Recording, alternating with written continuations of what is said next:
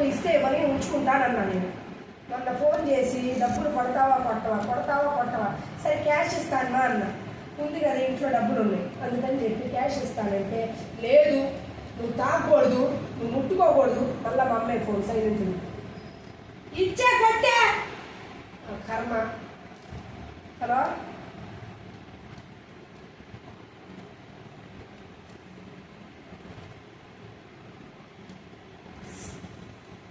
సరే మమ్మీ, సరే మా ఇప్పుడు రాసి పెట్టున్నప్పుడు రాత్రికి వచ్చి సరే అమ్మా ఇస్తాను అయితే డబ్బులు ఫోన్పే కొడితే వాడికి వచ్చింది అనుకున్నా. వాడు ఆ రోజు ఏమైందంటే వాడు నాకు 15,000 ఇవ్వాలైతే ఫోన్పే కొట్టాడు. ఫోన్పే కాదు అకౌంట్ నుంచి కొడితే చింతల భారత్ యూపీఐ సెంటర్ అని నాకు మెసేజ్ వచ్చింది. నేనేం చేశా, 1,00,000 రూపాయలు వాడికి ఫోన్పే చేశాను. ఎందుకంటే మన మంగళవారం నుంచి 1,00,000 కూడా ఆ అకౌంట్లో కట్టండి. ఆ కరెంట్ అకౌంట్కి ఫోన్పే లింక్ అయ్యిందంట.